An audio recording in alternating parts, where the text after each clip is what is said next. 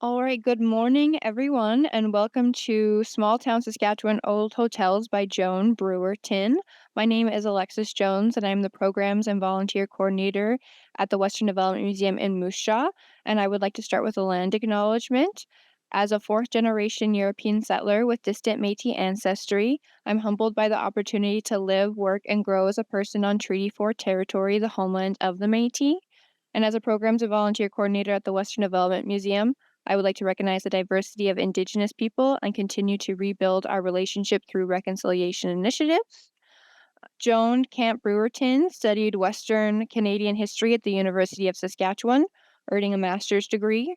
Her knowledge of the province history led to a career at the Western Development Museum, culminating in her role as Chief Executive Officer for all four branches of the museum. Joan retired in 2016 and lives in North Battleford with her husband Gordon. She has since written numerous history columns for newspapers around the province. And I would like to pass it to Joan to start the presentation. Thanks so much, Alexis. And thank you to the Western Development Museum for this opportunity to present at the Virtual Coffee Club. Welcome everybody who registered and who's here today. It's nice to have coffee with you. So I'll start just by saying that I started photographing the small town Saskatchewan hotels almost 20 years ago. And since then, I've done a lot of research on them, and I've published newspaper columns in newspapers from Estevan to Prince Albert. And and I have a blog, and it's called Railway in Maine. So that's something you can check out later on afterwards if you haven't already. So, and I do say 1900 to 1970, but I should probably change that to a later date because I do talk about things like VLTs and, the smoking ban and that sort of thing and how that impacted hotels. And that, of course, was after 1970. So with that, I'll get Dave Nagy's help to change the slides. And thank you, Dave, for your assistance. So again, this is based on my hotel blog, hotelhistories.blogspot.com. And you can also Google Railway in Maine, small town Saskatchewan hotels to find that as well. So I thought I'd start because everybody loves the stories. The main portion of my presentation will be about the provincial liquor laws and how they evolved and how they impacted on the well-being or the not well-being of the hotels. And so, but I thought I'd just start with sort of some sensational type stories just to whet your interest maybe of some hotels that I came across during my research. And the first one is the death at the Weyburn Royal Hotel, where tragedy visited the 100-room Royal Hotel on April 14th, 1917. Two Saskatchewan doctors died there in their rooms, each in their separate room within hours of each other. And the newspaper reported that the jury returned the verdict that the men came to their death from drinking wood alcohol, which is methyl alcohol. It's not meant to be ingested or drank. But they made no comment as to whether this was done with intent or unknowingly. So Prohibition was in full swing in Saskatchewan in 1917, the year this happened. But two trained doctors would have known about the dangers of drinking wood alcohol. So why did this happen? Was it a dare? Was it a suicide pact? There's no way we'll ever know. But it was a very unusual occurrence. And I tell the full story with the newspaper clippings I've embedded in the article. So that's one worth looking at on the blog. So we'll now go to the next one. This was one of the worst fires. Oh, Dave, I'll need to read the text. No, other way.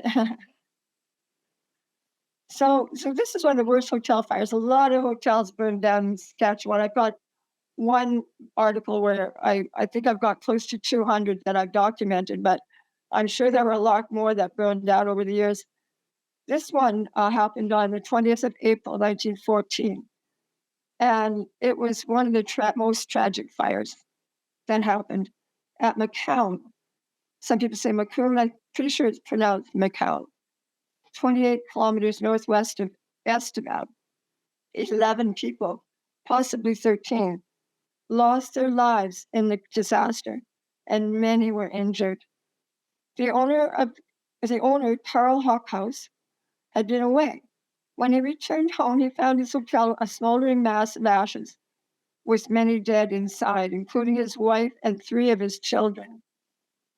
The disaster was caused by the explosion of an acetylene light plant, a gas plant which was used for lighting the hotel. And that was in the basement, right under the dining room, which was where most people were at that time. And at the time of the explosion. So what happened was the owner's son, Carl Jr., was looking after the hotel while his father was away. And he went downstairs to check the light plant while everyone was having lunch. And he had a cigar in his mouth and blew the place sky high. It just took this picture of the aftermath, just showing what a terrible disaster it was. And the final little sensational story I'll tell you before getting into the history of the liquor laws. Um, the Grand Hotel in Shaunavon is currently being renovated by a fellow named Kent Caremaker. And I'm following his progress of the restoration on Facebook. And I would encourage you to do the same because he's doing an incredible job. And he's restoring this hotel where these murders took place.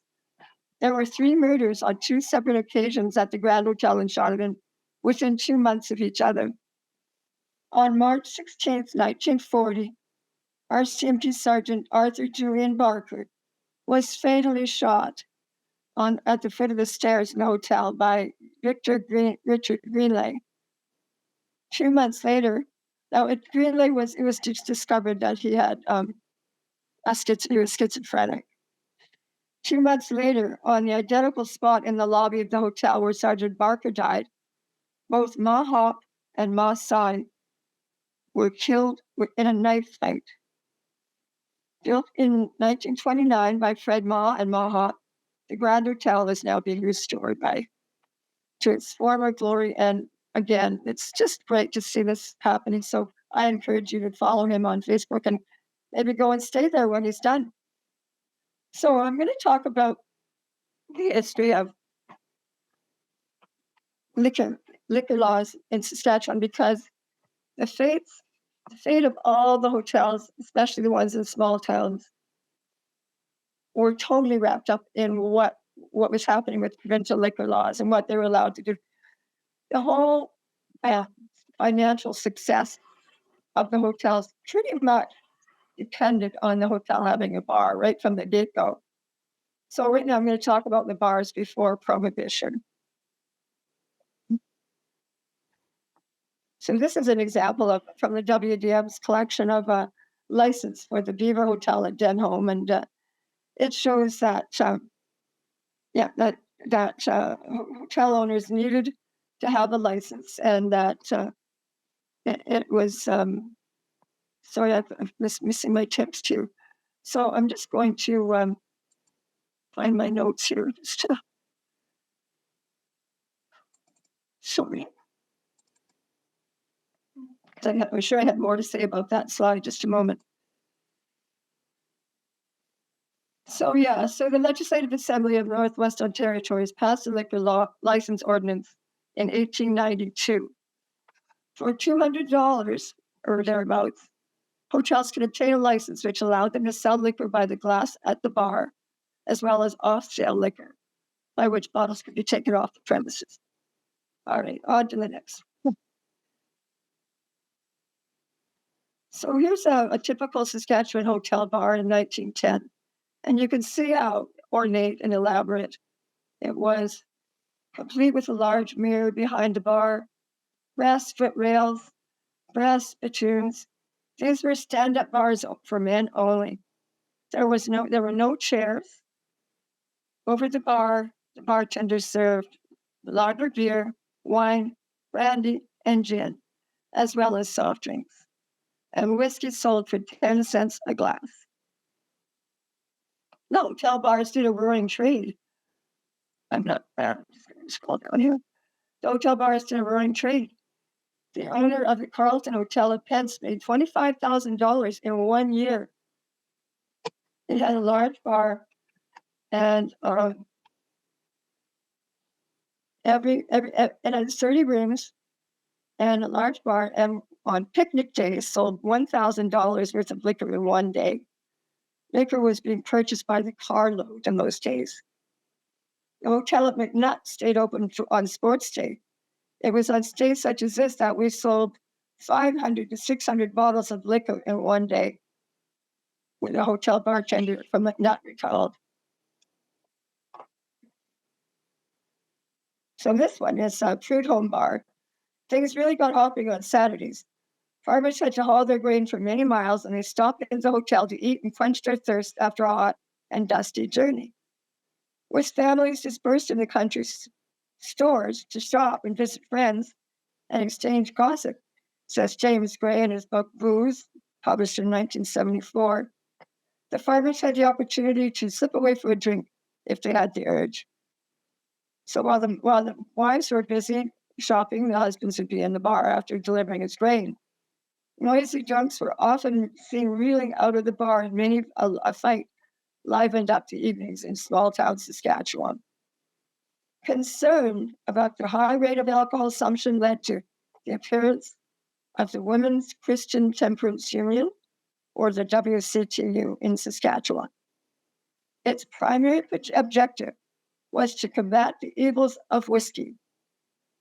Pressure from the WCTU and Banish the Bar movement resulted in the announcement by Premier Walter Scott of prohibition.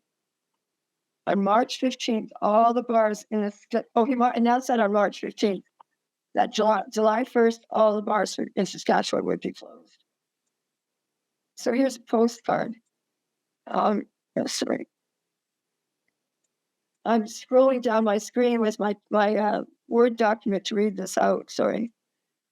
So this postcard shows that from July 1st, 1915 to 1924, Saskatchewan was dry, with the closure of 406 bars. It was estimated that liquor consumption in the province dropped by 90%.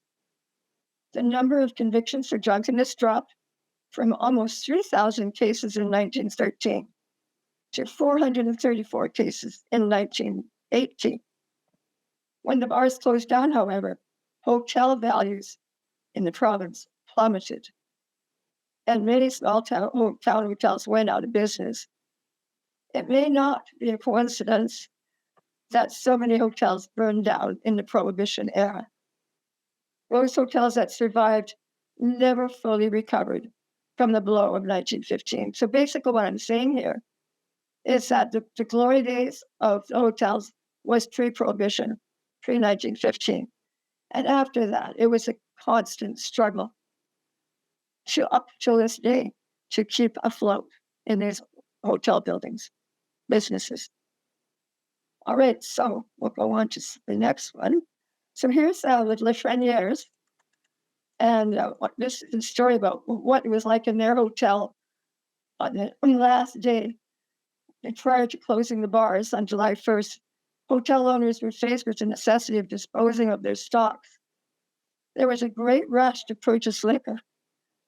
At the King Edward Hotel in Meota, Edward and Ferris Ann Lafreniere recalled that prior to closing, anxious buyers filled the bar, pushing and shoving. Money was thrown and bottles snatched in return. The doors finally closed, and Ed and Ferris Ann literally swept the money from the floor with a broom and dustpan. The following day, the law moved in and destroyed the remaining liquor stocks. So closure and arson weren't the only coping strategies used by Saskatchewan hotel owners when Prohibition hit. Some hotel owners applied for government grants for the maintenance of public restrooms and reading rooms in an establishment. So this was especially appreciated by women. I'm going to just have a drink of water, excuse me.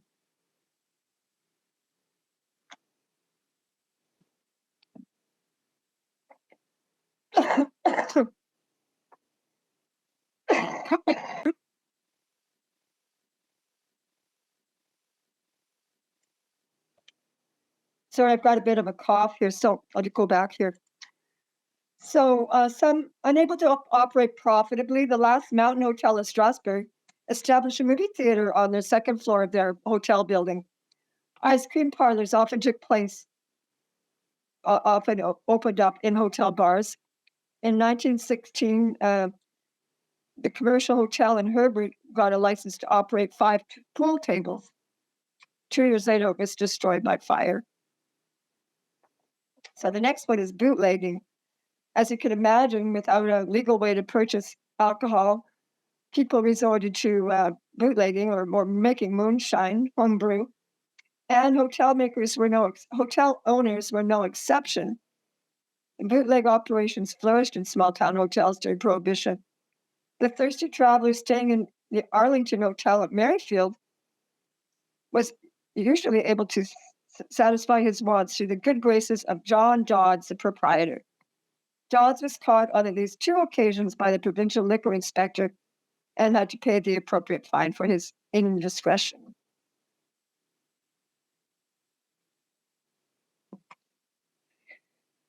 So, beer by the glass was not allowed in Saskatchewan hotels until after Prohibition, long after Prohibition, 10 years later. So Prohibition ended in 1924. And that was because it was felt that Prohibition had contributed to a marked increase in crime and violence in the province. The new slogan became moderation, and in 1924, the government repealed Prohibition and established the Provincial Liquor Board and implemented a new system of severe liquor control designed to limit alcohol consumption. So I'll go on to the next one. This is Wesley Champ. He owned the Champ Hotel in Regina. I didn't do big city hotels, but the reason he's here is because he was president of the Saskatchewan Hotel Association. And they were very upset because there was the Liquor Act of 1924, when Prohibition ended, did not allow for the sale of beer by the glass in licensed establishments. Hard liquor, beer, and wine had to be purchased from government stores.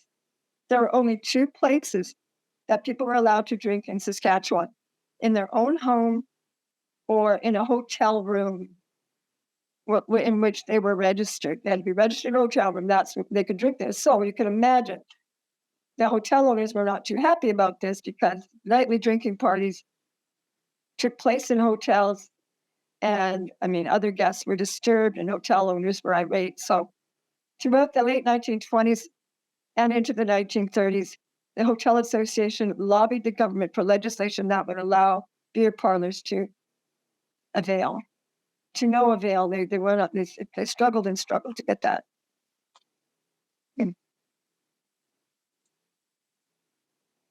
When the Depression hit in 1929, Saskatchewan hotels drifted into debt and decline. And as the Depression deepened in the 1930s, hotel keepers, like everyone else in the province, struggled to scrape by. They were unable to replace deteriorating furniture, equipment, or renovate their shabby premises. Often, taxes went unpaid. Then in 1935, the government finally introduced sale of beer by the glass, providing a welcome source of revenue to some relief for hotel expense businesses. The rules established for beer parlors seemed designed to make them as unattractive as possible, however. Customers could only drink while seated, unlike in the old-time taverns. They could not carry their drinks from one table to another. There could be no meals, no food, no sale of soft drinks, no dancing, no musical instruments, no playing cards, no slot machines, which they had back then, no entertainment of any kind in the beer parlors. The only thing they could sell in these cheerless places was beer.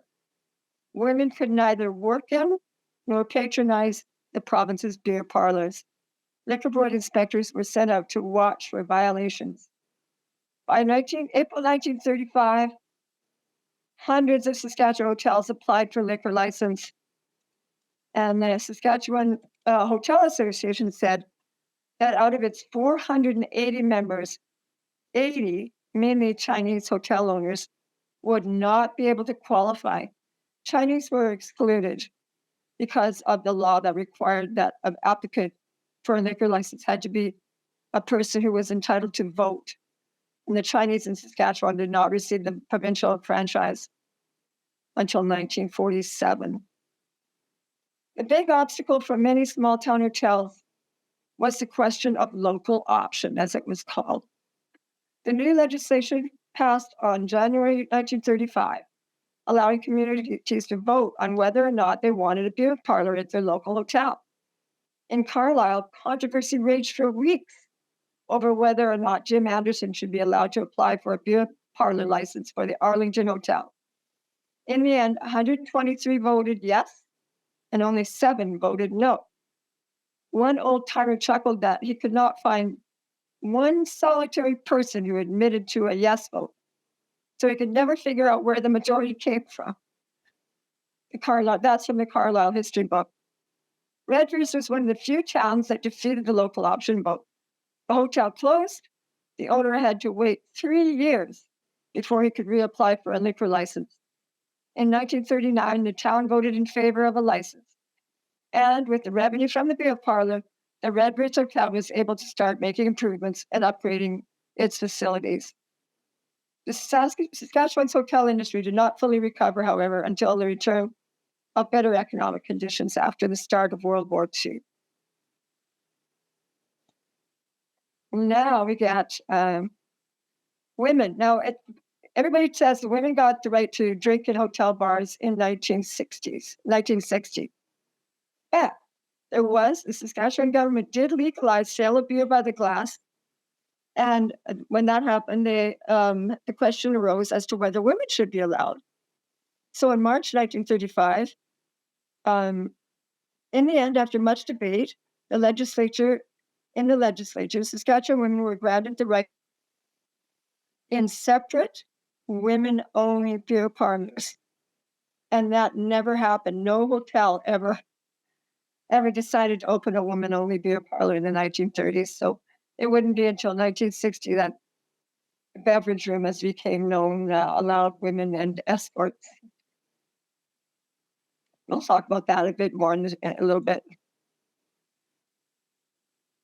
And I'm just going to ask Alexis, just let me know if I'm running on too long here. I know we are having 40 minutes for my presentation, so I don't want to go over. But well, okay, well, I won't rush then. Good, thanks. During the Second World War, let's see, we'll go on to the next one, please, Dave. So during the Second World War, beer parlors across Canada experienced a shortage of beer because Prime Minister William Lyon Mackenzie King wanted Canadians to cut back on drinking. In a national radio broadcast on December 16th, 1942, King announced the wartime alcoholic beverages order, which reduced the alcoholic content of beer by 10%, wine by 20%, and spirits by 30% for the duration of the war. King's order also prohibited all advertising of beer and liquors and asked the provinces to shorten their hours of operation of their beer parlors and liquor stores. Tommy Douglas, leader of the provincial CCF party, now known as the NDP, also called for wartime liquor rationing. Tea and coffee were being rationed, he said, so similar rationing for beer and whiskey would not be out of line. Bottles are hard to get for milk, but we heard nothing of any shortage for bottles that contain beer, Douglas said. He called liquor the number one saboteur of the war effort. The government of Saskatchewan complied with Prime Minister King's wishes.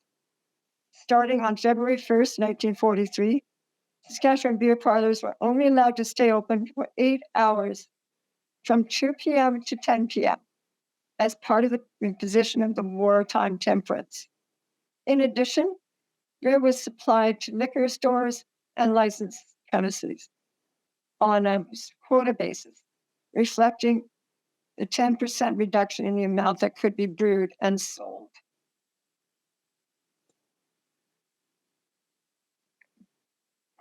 In May of 1943, beer ration coupon books for home consumption were issued across Canada. Rationing of products like sugar and butter and gasoline and rubber was implemented due to supply problems resulting from the military conflict. Beer, however, was brewed from Canadian ingredients which were in plentiful supply. Nevertheless, in Saskatchewan in 1944, beer coupon books were sold for 25 cents, and each person was entitled to only one book. The maximum quantity of beer that one person 21 years of age or over could purchase in 1 month was 12 bottles with the rationing system. You would have 12 bottles of beer a month. 6 bottles in the first 2 weeks in the month, and 6 bottles for the second 2-week period. Beer rationing continued until 1947.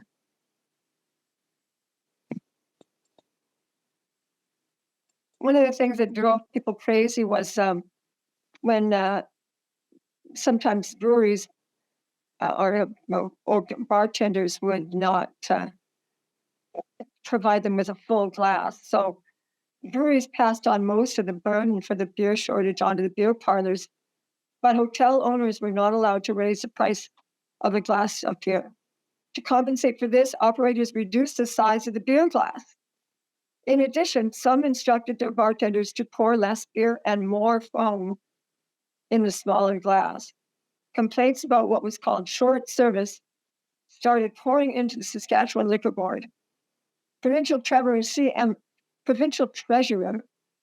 Fines issued instructions to his department for cancellation of licenses of any hotel vendor who continues to serve glasses of beer with large heads of froth. Despite all efforts of the Mackenzie King government, beer consumption rose steadily in Saskatchewan during the war years. Small town hotels blossomed due largely to the general wartime prosperity.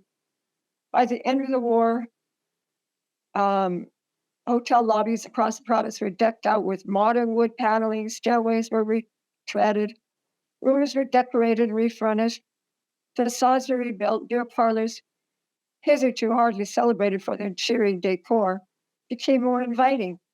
At long last, said George Grant, president of the Hotel Association of Saskatchewan in 1948, it seems the plain, bare, uninviting beer parlor is becoming what it should be, an attractive, smartly decorated, spotlessly clean, working man's club.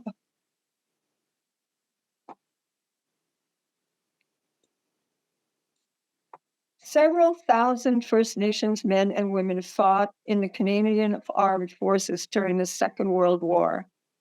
When they returned from overseas, however, provisions from the outdated Indian Act prohibited them from voting, holding powwows, and drinking alcoholic beverages. They were not even allowed to drink with their former comrades in arms at Legion halls across Canada. In the words of James Gray, there was something patently ridiculous in a system which permitted an Indian to risk his life for his country, but denied him access to a bottle of beer.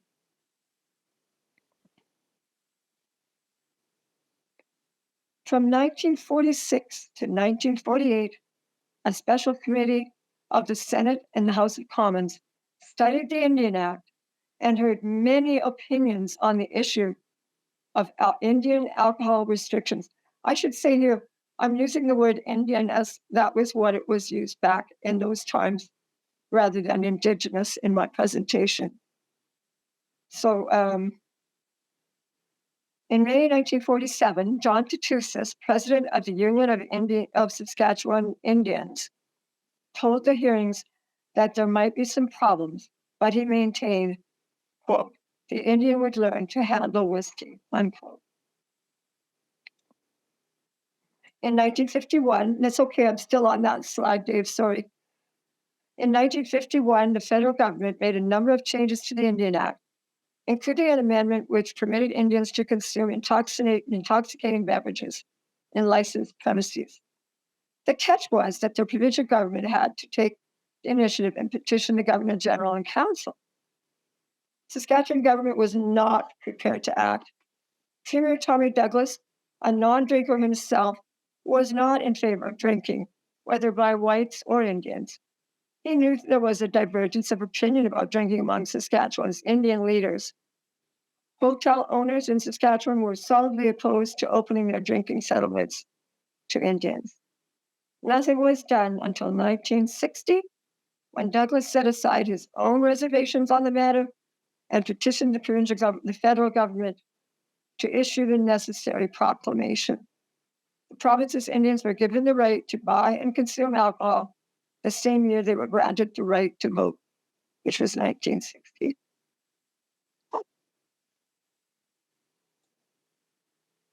Premier Douglas urged Saskatchewan hotel men to be patient in dealing with problems created by allowing Indians into licensed beverage rooms.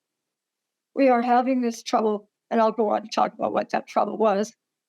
We are having this trouble, Douglas said, because we are reaping the harvest of 50 years or more of making the Indian a second-class citizen. We are going to have to make up our minds whether we are going to keep the Indian bottled up in a sort of Canadian apartheid or whether we are going to let him become a good citizen.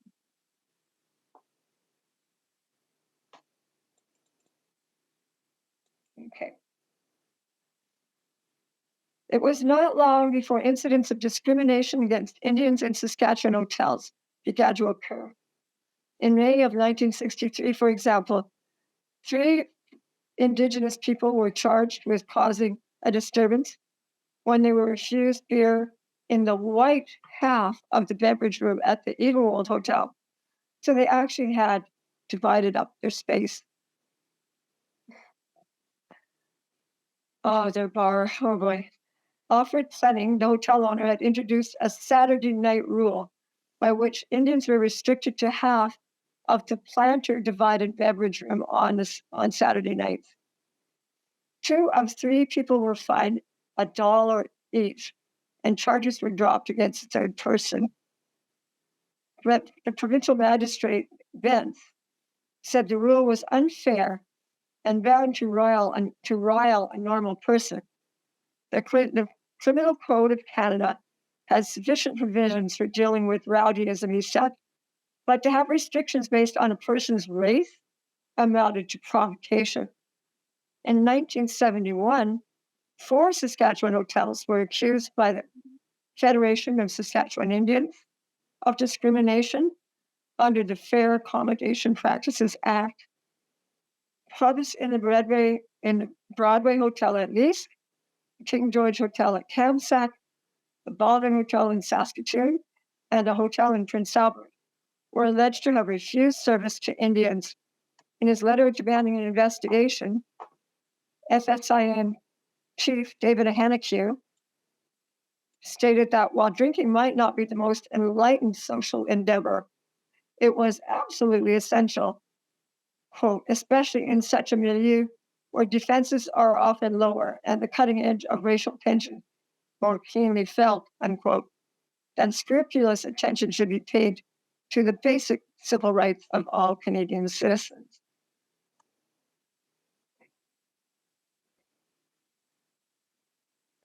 So, women were finally allowed to get the right to drink in 1960.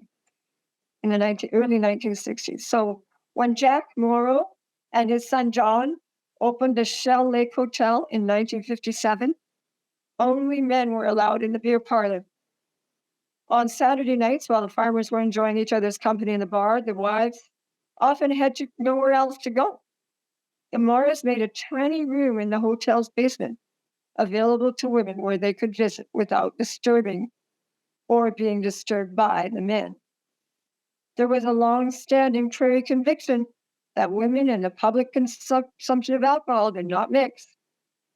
Saskatchewan beer parlors were mainly enclaves until the early 1960s when provincial liquor legislation permitted mixed drinking in newly christened beverage rooms. The issue of mixed drinking was briefly debated by members of the Hotel Association at their 22nd annual convention in May 1953, so before mixed drinking was made legal. Some felt that allowing women into parlors would create a more polite atmosphere and would cut down on drinking in cars, which is a problem. Most, however, were opposed. Quote, "If you're looking for trouble, open a ladies' beer parlors," said one delegate. Two women hotel operators stated that they felt, quote, "the woman's place should be in the home, and also they wouldn't care to look after a woman's beer parlor." In the end, it was decided to leave the decision to outside organizations. So throughout 1958, Saskatchewan's Liquor Sales Outlet Inquiry Committee, long name for a committee, conducted a short but highly energetic investigation. And in July of 1958, the committee released its detailed findings. Three of the main recommendations concerning Saskatchewan liquor laws were: beer parlors should be improved, the Liquor Act should be more strictly enforced, and there should be mixed drinking outlets. Okay.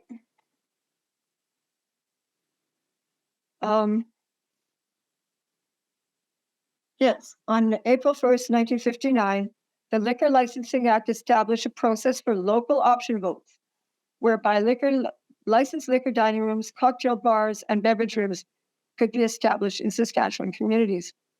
Women were allowed into these new liquor outlets. Regulations required the hotel make renovations to convert their beer parlors into beverage rooms in order to accommodate mixed drinking. Men-only beer parlors could continue to operate, but no beer parlor licenses would be issued to hotels not already licensed at the beginning of 1959.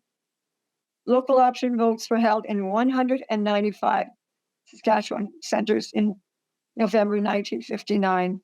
Surprisingly, the dry movement still ran strong throughout rural areas of the province, and most of these communities voted no to the new types of liquor outlets. They would have to wait again until 1964 before they could vote again on the question. The Saskatchewan, these are women, this picture is of women in Sutherland, just a neighborhood of Saskatchewan now, but at one time a small railway town which amalgamated with Saskatchewan. So here's a picture of women celebrating that they are now allowed into the bars. Saskatchewan Liquor Licensing Commission found improvements in the pattern of drinking behavior in the early 1960s. The overall trend to more leisurely drinking was attributed to the presence of women, quote, "who are more moderate," unquote. In 1962, Stewart told the 31st convention of the Hotel Association that prior to the passage of the Liquor Licensing Act 3 years earlier, quote, "the people of Saskatchewan were the most uncivilized drinkers in the world," unquote. Since then, he asserted, the overall standards of the beverage rooms were magnificent, saying women had lent the new drinking establishments, quote, "an air of decency." Millions of dollars were spent by hotel owners in the province, making improvements to their guest rooms, dining facilities, and licensed outlets. Ad Montgomery, proprietor of the Tisdale Hotel, spent about $60,000 enlarging and renovating his beverage room, carpet, acoustic tile, inset lighting were installed, and a new entrance was constructed. New tables and upholstered chairs were added. Joe and Bernie Kaufman, owners of the Pontex Hotel, began extensive renovations in their beer parlor in 1961 to accommodate the new liquor laws. The result was a more pleasant beverage room that included a fountain, a large aquarium, and carpeting throughout. In 1961, the Hotel Association was okay. Okay, so I'll just talk about the bar that they decided to allow women to serve, be able to serve in hotel beverage rooms. It took a while. And then the last men-only bar to disappear in Saskatchewan was at the Warman Hotel. I'm just scrolling quickly through this, so I thought that was interesting. Warman was the last holdout, and then yeah, so and this is all this winded up here. So the face of Saskatchewan's hotels changed considerably after the 70s. The legal drinking age was lowered from 21 to 19 in 1970, then from 19 to 18 in 1972, and back up to 19 in 1976. And they had a hard time in the 70s knowing what to do there, I guess. And steak pits and other amenities were added, including shuffleboards, pool tables, karaoke machines, live bands. And in 1993, VLTs were introduced for an additional source of entertainment and revenue. And in 2005, the government introduced a smoking ban, which set the hotels back for a while, but I think they're okay now. So we'll end it there. Thank you, Joan. So I want to thank you so much for your presentation. This was super informative. And thank you everyone for attending. And our next Coffee Club session is March 21st, which is Boomers in Outer Space, Muscle Cars, Rock and Roll and Ice Cream by Bryant Gallagher. So this is a comparative look at what has happened since the Second World War with a focus on Canada's prairies and how the experience of Indigenous and mainstream populations has been very different. And March 21st is the spring equinox, so a time of regeneration, and it's an opportunity to look at potential new realities. So thank you everyone for joining us today, and I hope I see you next month. Thanks so much, Joan.